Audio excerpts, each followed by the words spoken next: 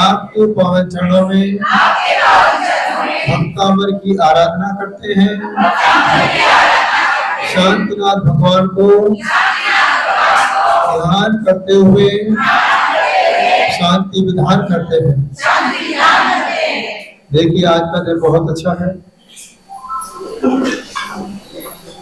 जहां से शांतिनाथ भगवान का निर्माण हुआ उस टॉप का नाम है कुंदम प्रभव।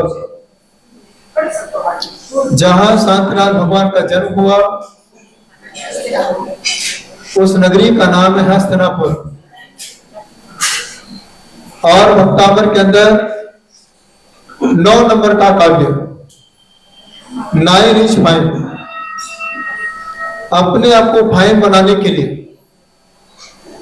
अपने जीवन के सारे कष्टों को मिटाने के लिए, शाश्वत पद को पाने के लिए ये 9 नंबर का काव्य है। क्योंकि शांतिनाथ भगवान के समय अकेले शांतिनाथ भगवान मोक्ष नहीं गए थे, 9000 मुनियों को भी साथ लेके गए थे। और उनके शासनकाल में 9 कोड़ा कोड़ी 9,09,999 पुनराल ध्यान करके निर्वाण पद को प्राप्त हुए थे। एकमात्र शांतिनाथ भगवान एक ऐसे तीर्थंकर हैं जो अभिषेक के समय में भी काम आते हैं, शांति धारा के समय और पूजा के समय में भी काम आते हैं, जिसे शांति पाठ कहते हैं। शांति धारा के बिना अभिषेक पूरा नहीं होता है और शांति पाठ के बिना पूजा पूरी नहीं होती है। क्योंकि शांति हर श्रावक को चाहिए। इसे आचार्य मानतुंग स्वामी ने 9 नंबर काव्य पे ही लिखा, आस्तां तवस्तवन मस्त समस्त दोषम संकथापि जगता दुरितानि हन्ति दूरे सहस्र किरणा कुरुते प्रभैवा पद्माकरेषु जन जाने विकास भांजी। यहाँ पर आचार्य मातुंग स्वामी कहते हैं 9 नंबर की बात बताते हुए कहते हैं, आस्था तवस्तवन मस्त समस्त रहने दो,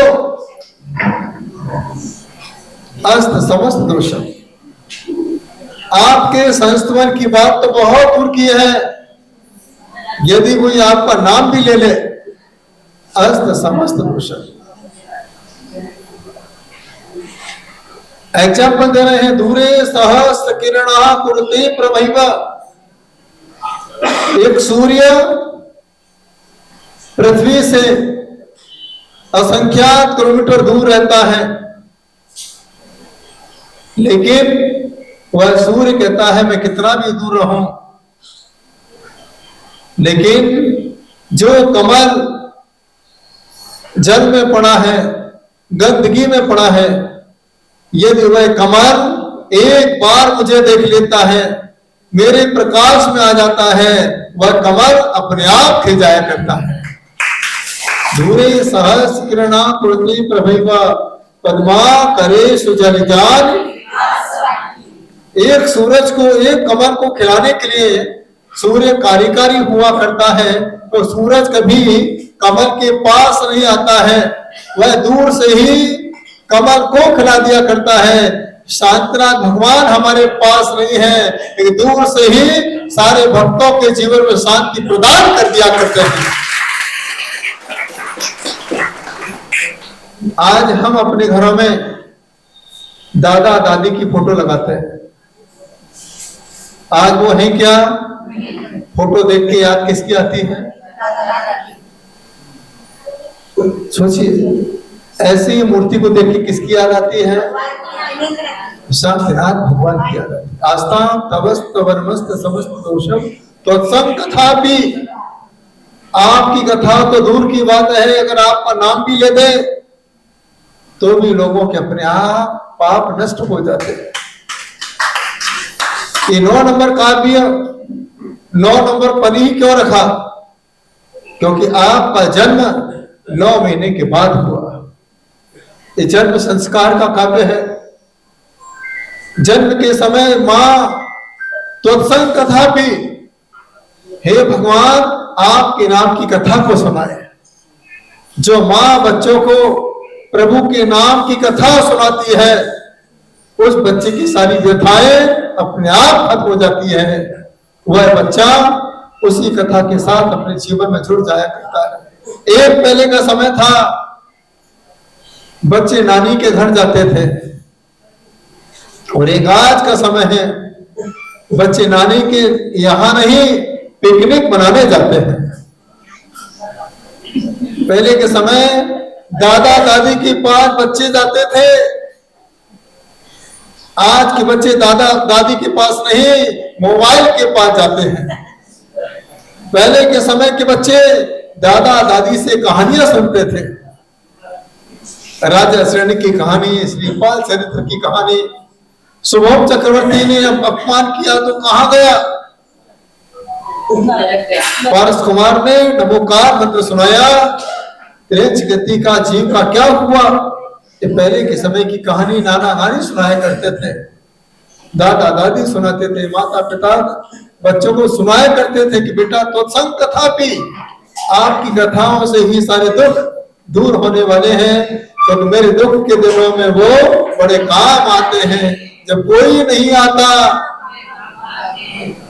जब किसी का नाम काम नहीं आता है, तब भगवान का नाम लेना पड़ता है। डॉक्टर के पास ऑपरेशन कराने जाते हैं तो डॉक्टर क्या कहता है बताओ? मैं ऑपरेशन तो कर रहा हूं, बाहर बैठ के भगवान का नाम लो। एक ही बात कहता है, बस मेरा काम शरीर बचाना है, परमात्मा का काम इस आत्मा को बचाना है। मैं डॉक्टर हूं, शरीर को बचा सकता हूं लेकिन आत्मा को नहीं। बस त्वत्संग कथा भी, दुख के दिनों में हमें भगवान की सबसे ज्यादा याद आती है। और याद रखना, बच्चे का जन्म दुख के साथ ही होता है। 9 महीने तक कैसे दुखी रहता है, और पैदा होते कैसे जोर जोर से सीखता है, चिल्लाता है, मां बहुत कष्ट हुआ है मुझे, अब मुझे ऐसी दोबारा पर्याय नहीं चाहिए। ये पर्याय बंधन की पर्याय है। 9 महीने तक मैं हाथ भी नहीं फैला पाया, पैर भी नहीं फैला पाया, अपने मन का कुछ भी नहीं खा पाया। मां, जो तुमने झूठा खिलाया वो मैं 9 महीने तक खाता रहा। मां, अब मुझे ऐसी पर्याय नहीं चाहिए, क्योंकि मां मुझे शांतिनाथ भगवान की कथा सुनना है। तो शांतिनाथ भगवान ने ऐसी पर्याय पाई, ऐसी पर्याय पाई, फिर उन्होंने दूसरी मां नहीं बनाई, ऐसी पर्याय पाई। उसके बाद वो किसी के गर्भ में नहीं आए, एक बार ऐरा माता के गर्भ में आए। ऐरा देवी के गर्भ में आते ही उन्होंने संकल्प लिया, भगवान अब मुझे किसी और स्त्री पर्याय में नहीं भेजना है। सौभाग्यशाली है नारियां जो आज भगवान के संपर्क में रहती है, भगवान के साथ अटैचमेंट रखती है, जुड़ के रहती है, यही भावना के साथ रहती है। श्रीराम सतानि सतसो जनयन्ति पुत्रान् नान्या सुतम तदुपमं जननी प्रसूता सर्वादिशो नदति भान सहस्र रश्मि प्राची जनयति स्फुरदं सुजा। कितनी बड़ी बात है। एक मात्र आचार्य मानतुम स्वामी जिन्होंने स्त्रियों की तारीफ की, बाकी पंडितों ने तो स्त्रियों की क्या बुराई की। उन्होंने तो तुम्हारा अभिषेक छुड़वाया, अभिषेक पूजा पाठ से उन्होंने ही दूर किया तुम्हें। उन्हें मालूम था अगर महिलाएं पूजा पाठ में लग गई, अभिषेक में लग गई, तो मेरा क्या होगा, मेरी जो रोजी रोटी बंद हो जाएगी। हर पूजा में सबसे आगे कौन रहता है, प्रवचन में सबसे आगे कौन रहता है, सबसे ज्यादा कौन बोलता है? एक बात आचार्य मानतुम स्वामी, बाकी पंडितों ने तो क्या गालियां दी, संसार में विषवैल नारी, सब पता है तुम्हें। देखो शादी भी करते हैं और विष बैल की। क्या तुम्हारा जीवन बताओ, क्या मिला तो शादी करने के बाद? फिर भी तुमको क्या बोल रहे हैं? विष बैल नारी। कितना कष्ट सहने के बाद भी कोई तुम्हारी तारीफ नहीं करता है। बच्चा पैदा करती हो तो तारीफ किसकी होती है? किसके संतान हुई? प्रसाद के संतान हुई, चूड़ीवाल के संतान हुई। मेहनत कौन कर रहा है? नाम किसका दिया जा रहा है? विचार करो, कौन है तुम्हारा नाम लेने वाला? कोई नाम नहीं लेता है, फिर भी जिंदगी भर संसार में रहती। संसार में विष बैल नारी, कैसी विष की बेल बना दी आपको बताओ। निगमान तुंगाचार्य ने आपकी तारीफ की है। यदि नारी नहीं होती तो तीर्थंकर धरती पर कभी पैदा नहीं होते। और हर तीर्थंकर को मोक्ष जाने के पहले एक बार मां बनाना पड़ता है। बिना मां बनाए कोई तीर्थंकर मोक्ष नहीं जा सकता है। आदिनाथ भगवान को भी मरु देवी मां बनाना पड़ा। पारसनाथ भगवान को भी वामा देवी बनाना पड़ा। और महावीर भगवान को भी मां त्रिशला बनाना पड़ा। प्रणाम सागर को पैदा करने वाली मां को भी निर्मला मां बनना पड़ा। लोग मां की बुराई करते हैं। मम्मी पूजा से दूर रहो, पाठ से दूर रहो, भगवान से दूर रहो। उस मां को कितना बुरा लगता होगा जिस मां ने जीवन भर भगवान का पूजन पाठ किया होगा और साधु बनने के बाद वही मां बच्चे को भगवान से दूर रखता होगा। उस समय क्या लगता होगा सोचो। आंखों से आंसू की धारा बहती होगी। मैंने कैसा बच्चा पैदा किया जिस बच्चे ने मुझे भगवान से ही दूर कर दिया। मैंने तो बच्चे को भगवान जैसा बनाया। मैंने तो कहा आचार्य भगवान इनको महाराज जी बना दो, ये महाराज क्या बने, हमको ही दूर कर दिया। संसार में आपको क्या बना रहे हैं? निगमान तुंगाचार्य कहते चिंता मत करो। 100 नारी 100 सुख को। अरे याद रखना, पूरे भारत देश में जितनी नारियां हैं, अन्य समाज की नारियां 100 पुत्रों को जन्म दिया करती हैं। कि जैन समाज में जो नारी पैदा हो जाती है वही तीर्थंकर जैसे लाल को पैदा किया करती है। जैन समाज में जो नारी पैदा हो जाती है वही संत जैसे बच्चे को जन्म देती है। जैन समाज में जो नारी पैदा हो जाती है वही ज्ञानवती माता जी जैसी बेटी पैदा करती है। कौन सा कुल ज्यादा श्रेष्ठ है? नारी कुल श्रेष्ठ है। देखो आज चूड़ीवाल की माता जी मां बन गई, देवनंदी महाराज जी के पास बन गई। श्रेयांशमती माता जी बन गई, श्रेयांश सागर जी बन गए, पावन कीर्ति बन गए, आर्षमती माता जी बन के। सोचिए कितना पुण्य है। उस मां को कितना गर्व होता होगा कि आज मेरा बेटा एक परिवार को नहीं चला रहा है, आज मेरा बेटा उपदेश दे करके पूरे जैन समाज को आगे बढ़ा रहा है। तारे को कोई भी दिशा जन्म दे सकती है, एक सूर्य को दिशा एक ही दिशा जन्म देती है जिसका नाम पूर्व दिशा हुआ करता है। कितना पुण्य तुम लोगों का। कल एक विधान की स्थिति चक्र और आज अपने को क्या चाहिए? अब थोड़ी शांति मिल जाए। क्या आनंद है। देखो कितना पुण्य है तुम्हारा। आज चतुर्दशी है और जैन आगम में अष्टमी चतुर्दशी को ऐसे श्रावक होते हैं जिनके घरों में शाम को चूल्हे नहीं जलते हैं।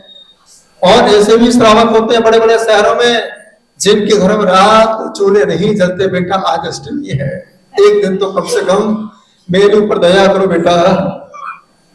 कब तक हमसे रात रात भर भोजन बना बना के पाप करवाओगे? ऐसी पाप करने से तो स्त्री पर्याय प्राप्त हुई है।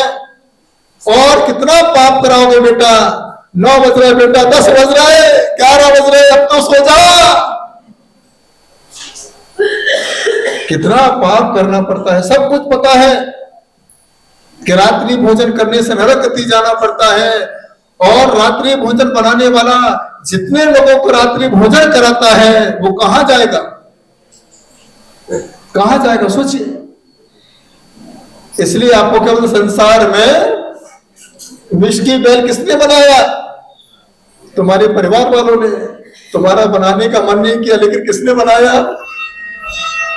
तुम्हारे परिवार वालों ने विष की बेल बना के रख दिया। सोचिए, क्या कोई ये गाली है तुम्हारे लिए? अगर कोई तुम्हारे मुंह पे गाली दे, कैसा लगता है? सोचो, कितना बुरा लगता होगा। बाहर पंडित, कितना बेकार लिखा तुम्हारे लिए संसार में।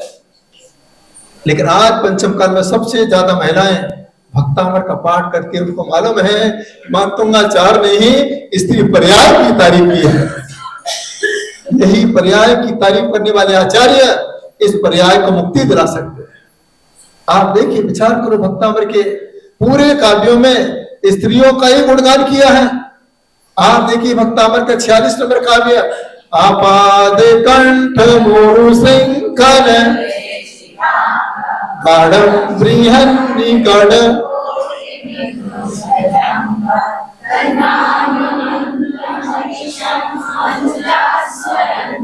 सत्या स्वयं विगत।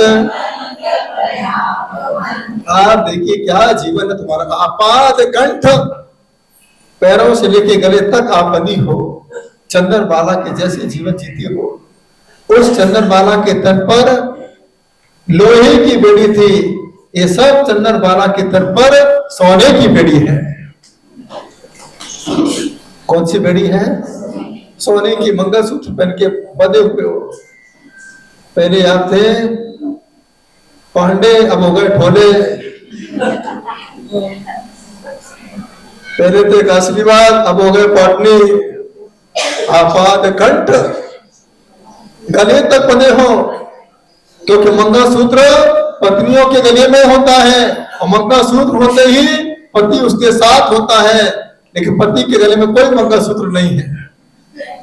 एक पति कितनी भी पत्नियां बना सकता है। जैसे भरत चक्रवर्ती, कितनी रानियां थी? विलास वाली बोले हमको नहीं पता, हमको एक ही पता है। भरत चक्रवर्ती की 96,000 रानियां थी, लेकिन 96,000 रानियां के पति कितने थे? एक पति 96,000 शादियां कर सकता है, लेकिन एक पत्नी। हमारे जैन धर्म, क्या जीवन है तुम्हारा। इसलिए ज्ञानवती माता जी को पता रहा, उन्होंने सोचा अगर मैं शादी करूंगी, एक ही परिवार में बंध के अपना जीवन यापन करूंगी। आज सौभाग्यशाली है वो ज्ञानवती माता जी। आज उन्होंने संसार के बंधन को तोड़ करके भारत देश में सबसे ज्यादा प्राचीन तीर्थ बना करके खड़े कर दिए। जितने ग्रंथ ज्ञानवती माता जी ने लिखे, जितने तीर्थ ज्ञानवती माता जी ने बनाए, उतने कोई नहीं बना पाया। उन्होंने तीर्थ बनाए लेकिन पंथ नहीं बनाए। उन्होंने ग्रंथ बनाए लेकिन कोई पंथ नहीं बनाए। उनका एक ही संदेश था कि मेरा ग्रंथ और मेरी जिनवाणी मेरे भगवान चौथे काल जैसे दिखना चाहिए। भावना ज्ञानवती माता जी के मन में रही। आज आपाद कंठ मुर श्रृंखल, कैसी बेड़ियों से बंधी हो आप बताओ। निकलने का मन करता है तो पति कहता है ठीक है चली जाओ मायके, लेकिन मोबाइल लेके जाना।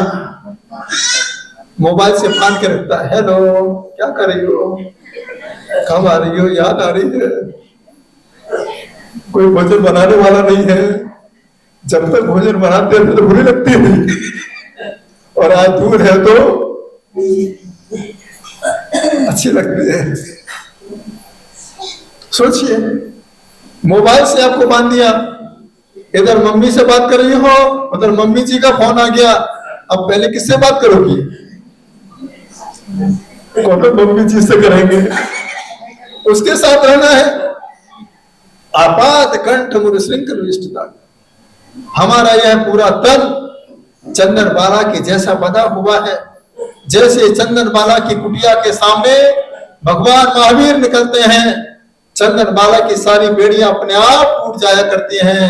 और पंचम काल की बहनों, जिस घर के सामने से दिगंबर साधु निकल जाते हैं, जिस घर में आहार हो जाता है, वह स्त्री पर्याय की बेड़ियां अपने आप टूट जाया करती हैं। क्योंकि आहार दान देते समय आप सभी चंदन बाला बन जाती हो। आहार दान देते ही आपकी बेड़ियां अपने आप टूट जाती हैं। इसलिए हर महिलाओं के मन में क्या होता है कि हमारे घर में भी आहार होना चाहिए। साधु बड़े घर को नहीं देखता है, साधु तो आपके विशाल भावों को देखा करता है। तो नाम कीर्तन जलम, आपका कीर्तन जल का काम करता है। तो कीर्तनात्म, आपका कीर्तन कर देते ही सारी बेड़ियां अपने आप टूट जाती हैं। तो पंचम काल की महिलाओं, घबराओ नहीं, आप भगवान का क्या करते रहो, कीर्तन करते रहो, भगवान की भक्ति करते रहो। यही विचार करके करो कि सीता ने जीवन भर राम पर भरोसा किया, राम ने सीता पे किया क्या? आप ही बोला नहीं। आज आप पति पे भरोसा करते हो, पति आप पे करता है क्या? बोलना नहीं अभी। जीवन भर वो सीता राम राम राम करती रही, लास्ट में उसको माता जी बनना ही पड़ा। और आप जिंदगी भर हे स्वामी हे स्वामी हे स्वामी हे स्वामी करते हो, लेकिन तुम्हारे पति लक्ष्मी देवी लक्ष्मी देवी लक्ष्मी देवी करते हैं। सोचिए। फिर भी आप हिम्मत रखते हो, कोई बात नहीं, भगवान कभी ना कभी तो अपना दिन आएगा। रोज माला फेरती मंदिर में जाती है, भगवान क्या करूं मैं, अपने जीवन को जीना पड़ेगा, दुनिया में आए हैं तो ऐसी भावना के साथ मान तुंगाचार का भक्तामर अपने आप प्रभावशाली। आज शांतिनाथ भगवान के 3 कल्याणक हैं, जन्म तप और मोक्ष। ये पहले शांतिनाथ भगवान ऐसे 3 कल्याणक, और आज चतुर्दशी है। और आपको मालूम है शिखर जी में जब जाते हैं तो शांतिनाथ भगवान के दर्शन कुंदम प्रभु टॉप के नाम से मिलते हैं। और यही भावना भाते हैं, ये शांति विधान अभी आपके बीच में होगा। हे शांत प्रभु, हे शांत प्रभु, मेरे मन मंदिर में आओ, अग वर्ग विनाशन हेतु प्रभु नित्य शांत देवी छवि दर्शाओ। कर्मों के बंधन खुलते हैं प्रभु नाम निरंतर जपने से, और भोग शरीर विनश्वर तब क्षण भंगुर लगते सपने से। न जन्म सफल हो जाता है जब ध्यान हृदय में आता है, आत्म स्वरूप में लीन हुआ वह भव सागर से तर जाता है। ये शांत प्रभु, ये शांत प्रभु मेरे अपने मन के मंदिर में लाना, जीवन में याद रखना। जब कोरोना तुम्हारे बीच में आया था तो एक ही भावना थी, भगवान ये कोरोना कब शांत होगा। खूब शांति नाथ भगवान को याद किया। जब शांति धारा होती है तो छिंद छिंद बिंद बिंद कभी नहीं बोलना। जैन आगम का शब्द नहीं, छिंद छिंद बिंद बिंद, ये भट्टारक के समय बोला गया, अंग्रेजों के समय। क्योंकि हमारे यहाँ 5 प्रकार की विद्या है। मारण विद्या, किसी को मारना हो तो छिंद छिंद। उच्चाटन विद्या, किसी ने बांध दिया उसको उच्चाटन करने, उच्चाटन विद्या है। सम्मोहन, किसी को वश में करना हो। स्तंभन और वशीकरण, ऐसी 5 प्रकार की विद्या है।